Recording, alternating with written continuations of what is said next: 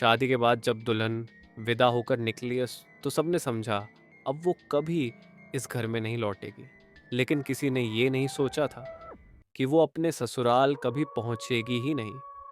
उस रात एक दुल्हन गायब हुई थी और आज तक कोई नहीं जानता वो मरी या अब भी जिंदा है। उत्तर प्रदेश के एक छोटे से गांव में पूजा की शादी बड़े धूमधाम से हुई थी। लाल जोड़ा, हाथों में मेहंदी और आंखों में एक अजीब सी बेचैनी। विदाई के समय पूजा ने अपनी माँ से कहा था, माँ अगर मैं वापस आई तो पहचान लोगे ना। माँ हंसती, लेकिन पूजा की आंखें नहीं हंसी थी। बारात रात 11 बजे निकली। रास्ता जंगल से होकर जाता था। बीच रास्ते गाड़ी अचानक रुक गई। ड्राइवर बोला, साहब सामने कोई खड़ा है।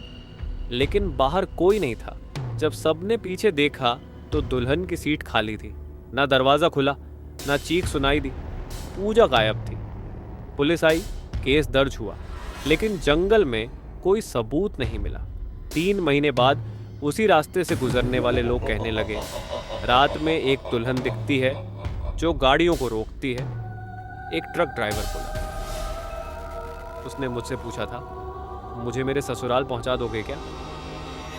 जब उसने चेहरा देखा तो वो बेहोश हो गया। 6 महीने बाद पूजा का पति थाने पहुंचा। उसने कबूल किया, मैंने उसे मार दिया था। लेकिन अगला सवाल सुनकर उसका चेहरा पीला पड़ गया। पुलिस ने पूछा, तो फिर जो दुल्हन रोज उस सड़क पर दिखती है वो कौन है? उसी रात थाने के बाहर एक लाल जोड़ा पहने लड़की खड़ी थी। उसने मुस्कुराकर कहा, मुझे मेरे ससुराल छोड़ दो, अब देर हो रही है। और अगली सुबह पूजा का पति मरा हुआ मिला। चेहरे पर वही डर जो उसने पूजा की आंखों में देखा था।